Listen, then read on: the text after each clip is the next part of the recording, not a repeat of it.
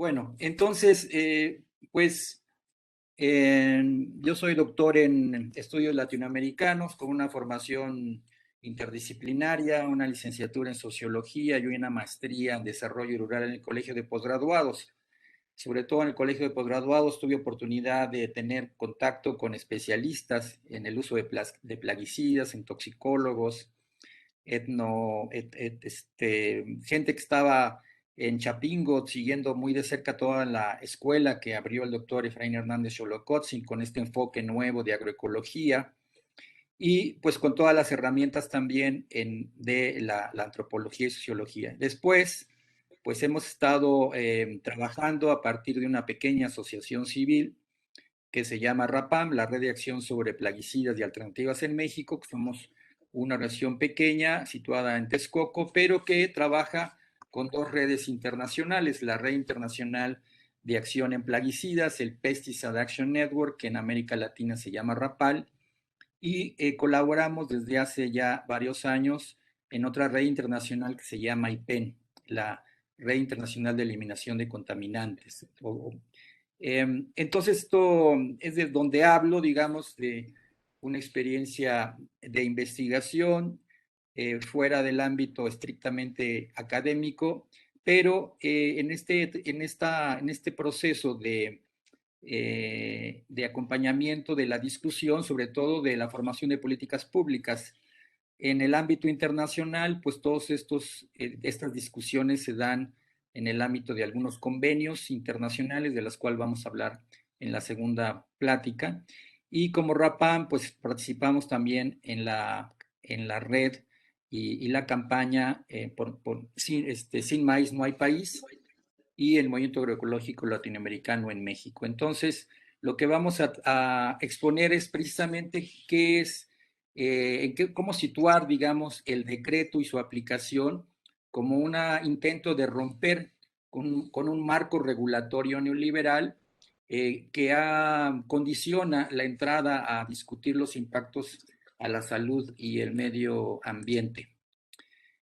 Vamos a resumir el decreto presidencial, vamos a caracterizar cuáles son los actores que a nivel nacional se presentan, pero sobre todo situándolos en el contexto del mercado mundial. Vamos a hablar del glifosato como parte de los plaguicidas altamente peligrosos, que es una nueva categoría regulatoria que ya entra al lenguaje de discusión a partir de la recomendación de la Comisión Nacional de Derechos Humanos. Un resumen de los impactos en salud y ambiente, porque los otros colegas van a profundizar. Y en este contexto de disputa a nivel internacional por aplicar el principio precautorio, dada la mayor influencia que tienen empresas transnacionales en organismos reguladores, no solo en México, sino en el mundo, tanto en organismos reguladores de Estados Unidos o Europa. Hay que considerar que estamos viviendo momentos pues, muy históricos en México, porque se está tratando de un cambio de una política que fue moldeada desde los años 50, en donde se nos sitúa, nos definimos incluso nosotros mismos como subdesarrollados, y los demás son desarrollados, entonces esa distinción ya jerárquica pues legitima la intervención de los organismos desarrollados para que nos ayuden a desarrollarnos, y se supone que los que estudian en esas universidades agrícolas pues van a estar mejor capacitados, nos van a traer el mejor conocimiento. Esta idea de que Estados Unidos es el modelo a seguir porque ahí es donde se aplica la innovación científica y técnica y eso nos va a resolver los problemas de producción de alimentos, es una idea, se construyó políticamente en un contexto de Guerra Fría después de la Segunda Guerra Mundial, impulsando un paradigma de agricultura basado en monocultivos dependientes de un paquete tecnológico de insumos externos, donde se usan fertilizantes químicos, plaguicidas sintéticos, semillas que son semillas híbridas que ya no se pueden volver a sembrar manteniendo la productividad, y en las últimas décadas ya de semillas transgénicas con propiedad intelectual a favor de un puñado de empresas. Este modelo pues se ha ido fortaleciendo de distintos modos en este imperativo tecnológico de aumentar la productividad y la rentabilidad, subordinado a las demandas del mercado, en realidad no a las necesidades reales de la población. A nivel de plaguicidas, esto significó que las distintas dependencias que estaban actuando para autorizar la entrada al mercado de plaguicidas buscan un mecanismo de simplificación del registro con una ventanilla única y en este contexto también de la integración cada vez más de México a la economía de Estados Unidos con los tratados de libre comercio y es así que entonces la ventanilla única entra en la solicitud de registro a través de la Secretaría de Salud, porque es la Comisión Federal de Protección de Riesgos Sanitarios la que tiene la última palabra en cancelar o no el registro, la autorización de un uso específico de un plaguicida para un cultivo específico, para una formulación específica. Y el registro se basa también con la consulta técnica de las autoridades de agricultura que evalúan la efectividad biológica que mate lo que dice que va a matar. Y por otro lado, la consulta sanitaria con COFEPRIS y la consulta ambiental con Semarnat. En esta división de tareas, pero subordinado a este objetivo de la armonización, de dejar que el mercado actúe y en este contexto de libre comercio.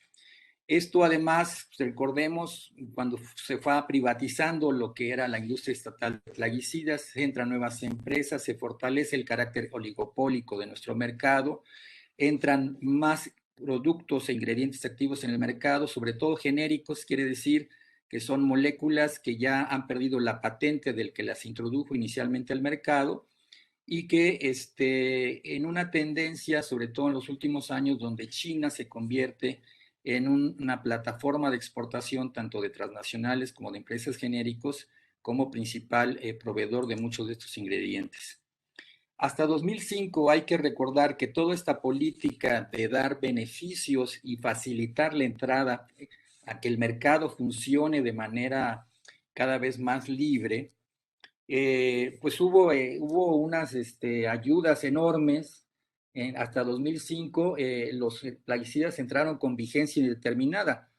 Yo te autorizo y tú lo puedes usar hasta la eternidad. Después de 2005 se ponen los permisos cada 5 años, pero no hay una obligación de reevaluar los datos toxicológicos, de incorporar las investigaciones científicas de lo que se creía era una molécula segura y que la investigación científica o la vigilancia epidemiológica o ambiental nos está diciendo en otra cosa. Entonces, eso es la mayor parte de los registros que aún existen en México están dados antes de 2005. Tampoco hay una vigilancia epidemiológica eficaz. Los análisis de residuos, aunque Senacica tenga buenos laboratorios, pues en realidad históricamente se ha privilegiado sobre todo los residuos para prevenir que sean detenidos en el mercado, privilegiando la exportación, mucho más que el consumo nacional. Hay también muestreos nacionales, pero no hay una transparencia ni una información regular de qué residuos estamos nosotros expuestos en los alimentos cotidianos como en el mercado nacional. Y en todo este diseño de lo que el Estado debe hacer a nivel regulatorio, pues influyó en gran medida la Organización de Cooperación y Desarrollo Económico, con esta idea de la mejora regulatoria, léase de regulación, privatización, una Comisión Federal de Mejora Regulatoria que ya forma un sistema nacional en el cual cualquier regulación o iniciativa estatal o federal tiene que pasar por un filtro, por un análisis costo-beneficio y una evaluación de riesgos, en donde el principio precautorio ocupa un papel realmente secundario. Y esto en un contexto, pues, sabemos, de luchas, de mucha violencia por todo este proceso de privatización, donde también hay victorias. En 2011 se logra reformar este artículo primero de la Constitución que dice que todas las autoridades en el ámbito de sus competencias tienen la obligación de promover, respetar, garantizar los derechos humanos de conformidad con los principios de universalidad, interdependencia, invisibilidad y progresividad. Este análisis del artículo primero, este enfoque de derechos humanos, valdría la pena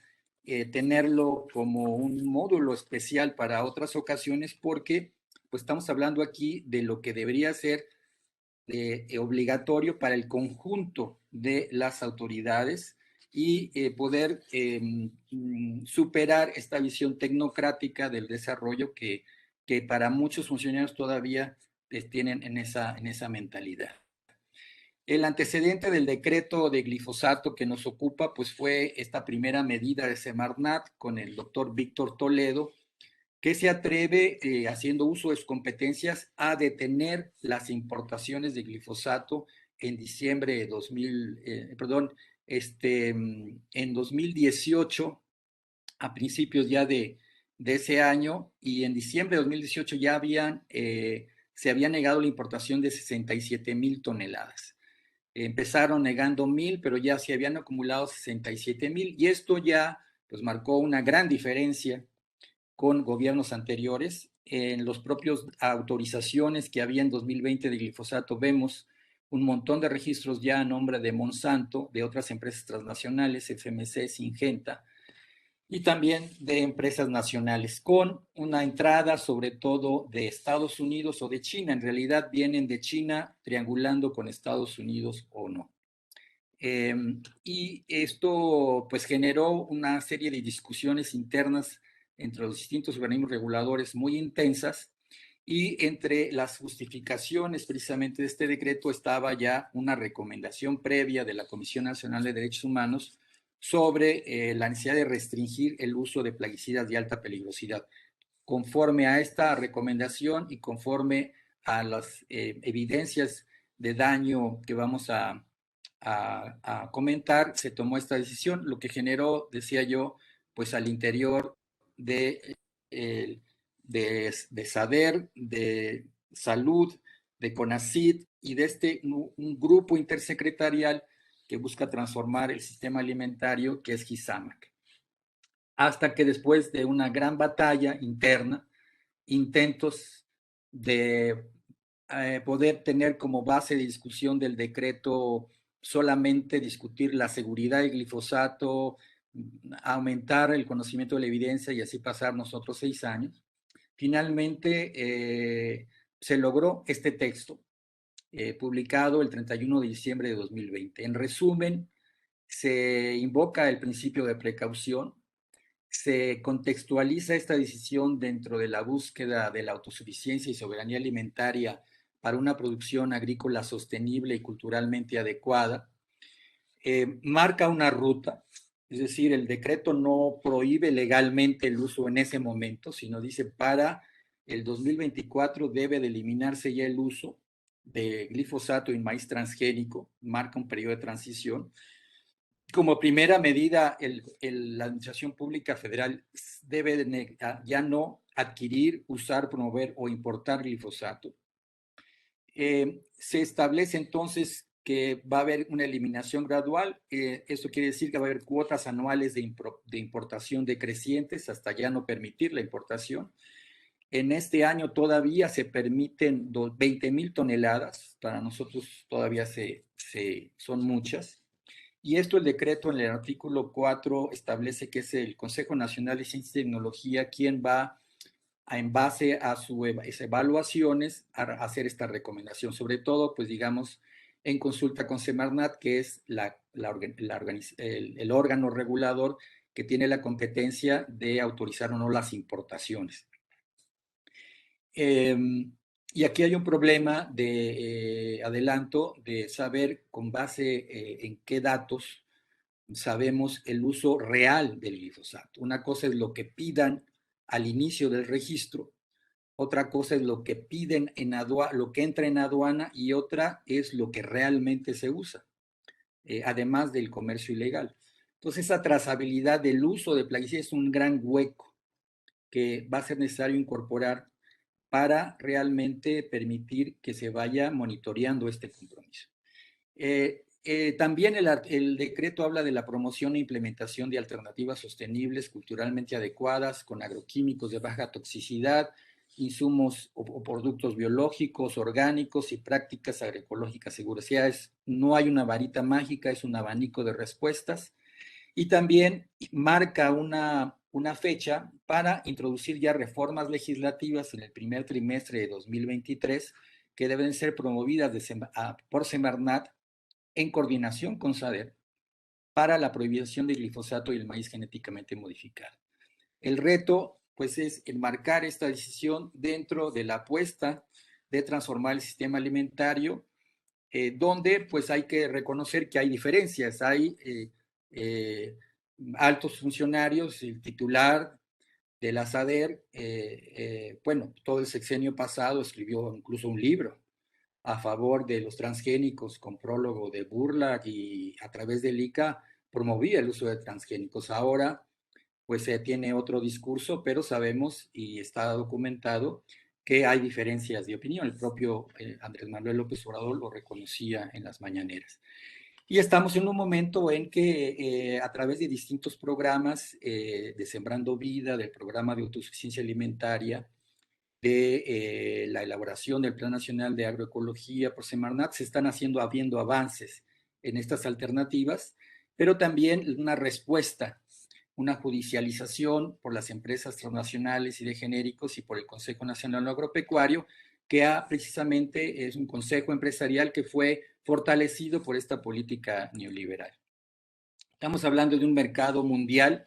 oligopólico, unas cuantas empresas son las que controlan la mayor parte de las ventas. En estos últimos datos de 2020, de las 20 principales empresas, estamos hablando de que las primeras 4 cubren el 60% de estas primeras 20, 11 concentran el 90% y más de la mitad son chinas. Es decir, las primeras pues son Syngenta, de origen suizo, que ahora es de los chinos, comprada por Chen China, Bayer, que compró ya Monsanto, y BASF, que tiene una amplia inversión en industria química, pero también tiene una rama en plaguicidas, y Corteva, que es esta fusión de Dow-DuPont. O sea, este proceso de fusión donde se consolidan capitales ha sido una característica regular del mercado, pero lo nuevo es esta entrada de empresas chinas con esta que también se organizan a nivel transnacional. Y Adama, que aparece aquí como una empresa diferente, sin embargo, pues es parte ya de una subsidiaria de Syngenta o la hindú de UPL. Decíamos ya de dónde viene nuestro glifosato en México, vía China o vía Estados Unidos. También, nosotros somos el tercer mercado latinoamericano después de Brasil y de Argentina. Hay que recordar que este control del mercado no es solamente en plaguicidas, sino también en semillas híbridas y genéticamente modificadas, a veces con otros nombres de las semillas, y que toda esta expansión para las empresas transnacionales está ligada al uso de cultivos transgénicos, donde en este mercado todavía se da una exportación de algunas moléculas prohibidas en Alemania, Reino Unido o incluso en China, como el paraquat, y se exportan a nuestros países. A nivel transnacional, estas empresas se organizan en algo que se llama CropLife, cuyo miembro es ProSit. Son las mismas empresas transnacionales que actúan, o de genéricos la UNFAC. Parte de estas empresas pues todavía venden plaguicidas altamente peligrosos, después los vamos a definir. Y glifosato, de hecho, es este conjunto de empresas transnacionales europeas, estadounidenses, Syngenta con Chen China, pues el 35% son plaguicidas altamente peligrosos y glifosato ocupa el primer lugar.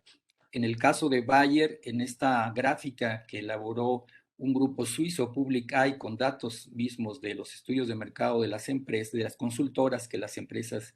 tienen como fuente las empresas, el 36% de las ventas de Bayer, pues es todavía de plaguicidas altamente peligrosos y glifosato es de las principales. Y sabemos pues que en Estados Unidos Bayer Monsanto pues está ya introduciendo un nuevo semilla transgénica que es resistente no solo a glifosato sino a otros 4 herbicidas, 2,4-D, dicamba, glufosinato, quizalofop.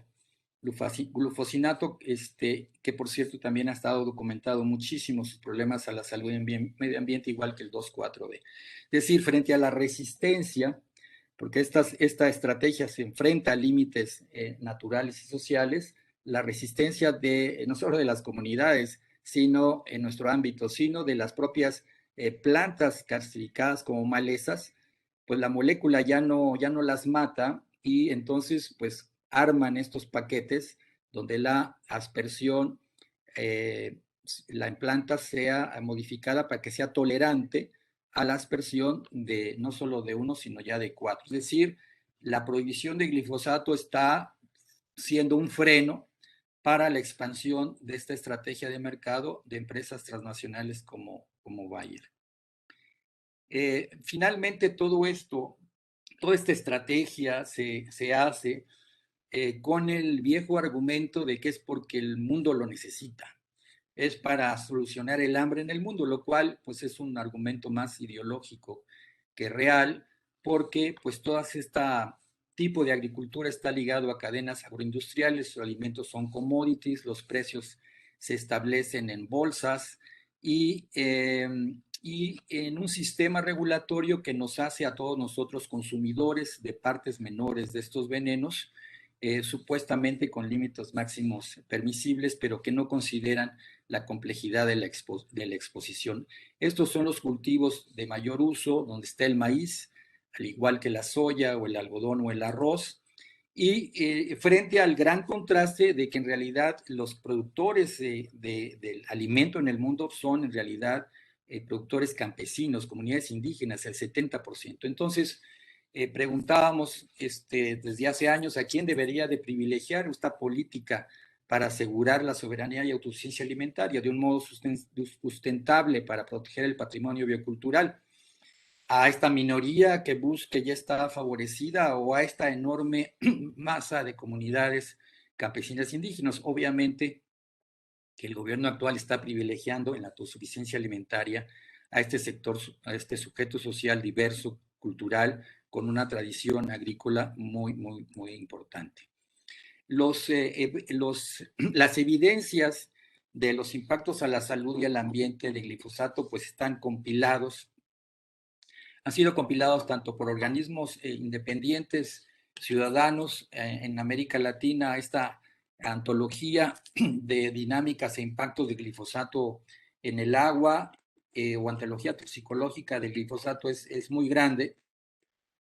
Estudios de nuestra propia red de PAN hace unos años tuvo esta antología, ya está traducida de más de 800 estudios y CONACYT tiene a través de Cibiogem un repositorio de información científica donde se pueden documentar una serie enorme de problemas a la salud y el ambiente. En México, pues lo que está más documentado es la presencia de glifosato en alimentos procesados de harina de maíz, la presencia en orina de niños en Autlán, Jalisco, con investigadores que están de Guadalajara, que están dando seguimiento a esto, y lo que nos va a presentar el doctor Jaime Rendón de la presencia en orina y en agua del municipio de Campeche, de Colpechén, y en agua subterránea por la expansión de soya transgénica. Nosotros hemos hecho también infografías, al igual que Semarnat, indicando todos estos efectos. En la parte de izquierda tienen ustedes pues una enumeración de ellos, no está completa la infografía, la parte que no se ve son las referencias, pero la atención principal a nivel de salud ha sido dada en su probable efecto cancerígeno en humanos. Dada la disputa que hay, de las diferencias que hay entre la Agencia Internacional de Investigación de Cáncer, que es un organismo digamos, parte de la OMS, pero que tiene expertos independientes sin conflicto de interés con la industria, de los cuales en América Latina participaron gente de Nicaragua. Invitamos, adelanto, una excelente participación que tuvimos de la doctora Teresa Rojas, donde nos expuso en una hora este proceso de discusión interno, al igual de otros problemas que no se reducen solamente a la posibilidad de causar cáncer en humanos, que tienen que ver con, sobre todo, los trastornos hormonales. Trastornos hormonales que pueden disparar también la presencia de cáncer, pero también pueden afectar y daños reproductivos y otro tipo de comportamientos a dosis extremadamente pequeñas que cambian, digamos, la metodología convencional de evaluación de riesgos, donde se supone que hay dosis mínimas seguras y dosis máximas, y el chiste es encontrar una dosis en la cual no se encuentren efectos observables. Aquí los efectos se pueden encontrar a dosis muy pequeñas y a dosis mayores no se encuentran. Entonces, esto es todo un reto para la evaluación de riesgos, pero también sabemos que dañan los riñones. Hay toda una discusión si está o no relacionada con la insuficiencia renal crónica. Recordemos que el glifosato, uno de sus primeros usos patentados fue como removedor en cañerías por su efecto quelante, porque jala, por así decirlo, metales pesados, y eso también tiene un efecto en los metales que tenemos en las moléculas, tenemos también metales. Los trastornos en el sistema reproductivo, la toxicidad a peces y otros organismos y plantas acuáticas, la resistencia a las llamadas supermalezas, de las cuales ya me referí, y a nivel de microbiología del suelo, la presencia de glifosato, la exposición de glifosato, va debilitando esta diversidad biológica del suelo, que va paradójicamente a hacerla más susceptible a otros patógenos. La capacidad de dañar bacterias benéficas, no solo de las abejas, sino también en el microbioma del intestino humano, que es parte del sistema inmunológico, y el tema de las abejas, que vamos a profundizar el día de hoy. Entonces, un conjunto de efectos donde pues hay disputa. Las empresas pues no se quedan de brazos cruzados, pagan sus propios estudios, penetran los organismos reguladores, y esto ha sido muy claro en Europa mismo, en la Agencia Europea de Seguridad Alimentaria, que basándose en un estudio de evaluación de los alemanes, dijo que no, que el carcinógeno no concordaba con la opinión de la IARC, de la OMS, que no es carcinógeno. Y con una gran disputa en el Parlamento de la Unión Europea y en una revisión de en qué se fundamenta esta decisión, esta opinión de la Agencia Europea de Seguridad Alimentaria, este dictamen, pues se encontró que la afirmación de que el glifosato no es genotóxico, no daña a la ADN, no puede justificarse sobre la base de los estudios de los fabricantes. Es decir, gran parte de la evidencia están dando por bueno los 53 estudios financiados por la industria química, Bayer, Monsanto y otros, y haciendo un análisis de estos estudios, 34 de ellos se identificaron como no confiables, 17 como parcialmente confiables y solo 2 estudios como confiables desde un punto de vista metodológico. O sea, es más, en la decisión regulatoria se encontraron plagio directo, copia y pega, en un 50%, hasta 80% en otros capítulos, en el informe de evaluación para la renovación de glifosato de la Unión Europea, que precisamente en este mes abre un periodo de comentarios, proporcionado por el grupo de tarea para la renovación de glifosato formado por estas empresas nacionales, Bayer, Monsanto, Syngenta, Nufarm y otras. Entonces vemos, pues esto significa pues un debilitamiento de la capacidad de evaluación científica de los organismos reguladores de manera independiente. Es famoso también que el estudio más a largo plazo de la ingesta crónica que condujo este científico Gilles Eric Seralini del Comité de Investigación e Información Independiente de Ingeniería Genética en Francia, Bueno, él, que participó en los organismos reguladores por muchos años y viendo cómo estaba la situación, decidió de manera secreta realizar un estudio en 2 años, le costó 3 millones de euros recaudar fondos, pero es el estudio donde en 200 ratas, 2 años, no 3 meses, como se basan las evaluaciones de entrada del glifosato en Europa, se les dieron a estas ratas distintas dosis de maíz transgénico de Monsanto o agua contaminada con Roundup, la marca comercial, la formulación completa, no solo el ingrediente activo, en las dosis ambientales.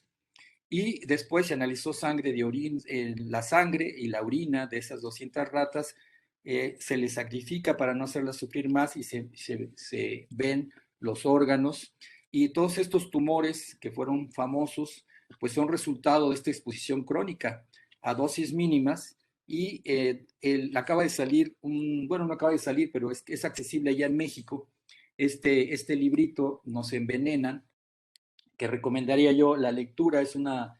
lectura de divulgación científica, pero pues explica cómo fue hecho el análisis y a qué intereses se enfrentó en este contexto. En América Latina tenemos pues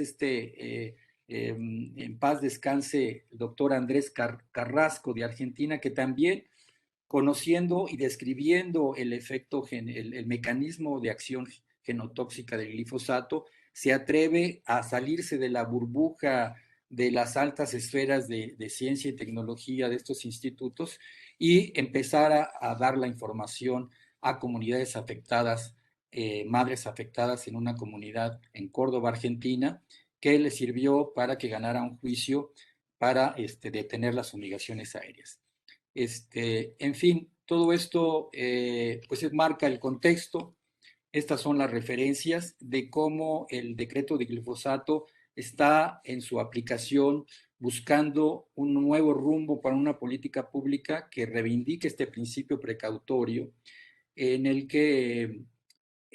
hay evidencia científica, datos epidemiológicos que, aunque haya disputa y no sean estrictamente concluyentes, porque las relaciones causa-efecto son complejas, el Estado recuerda su deber de evitar la exposición y poner por delante el bien común. Aquí están las otras referencias y nosotros tenemos nuestra página web, ahí pueden encontrar los videos que referí y una correo electrónico donde los interesados nos pueden escribir. Tenemos una lista gratuita que actualizamos para poder